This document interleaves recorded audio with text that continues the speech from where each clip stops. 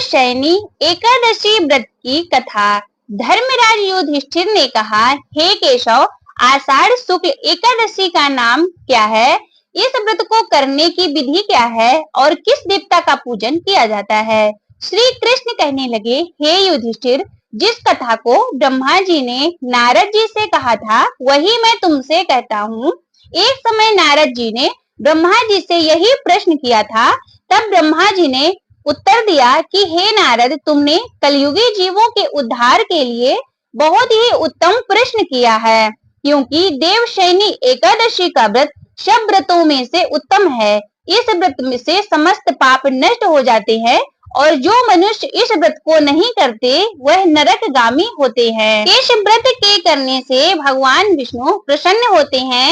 इस एकादशी का नाम पद्मा एकादशी है। अब मैं तुमसे एक पौराणिक कथा कहता हूँ, तुम मन लगाकर सुनो। शूर वंश में मानधाता नाम का एक चक्रवर्ती राजा हुआ है, जो सत्यवादी और महान प्रतापी था।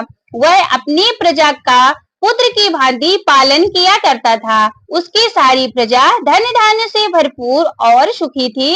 उसके राज्य में कभी अकाल नहीं पड़ता था। एक समय उस राजा के राज्य में 3 वर्ष तक वर्षा नहीं हुई और अकाल पड़ गया। प्रजा अन्न की कमी के कारण अत्यंत दुखी हो गई। अन्न के न होने से राज्य में यज्ञादि भी बंद हो गए। एक दिन प्रजा राजा के पास जाकर कहने लगे कि हे राजा, सारी प्रजा त्राही त्राही पुकार रही है, क्योंकि समस्त विश्व की सृष्टि का कारण वर्षा है। वर्षा के अभाव से अकाल पड़ गया है और अकाल से प्रजा मर रही है। इसलिए हे राजन, कोई ऐसा उपाय बताओ से प्रजा का कष्ट दूर हो सके। राजा मानधाता कहने लगे कि आप लोग ठीक कह रहे हैं, वर्षा से ही अन्न उत्पन्न होता है और आप लोग वर्षा न होने के कारण अत्यंत दुखी हो गए हैं।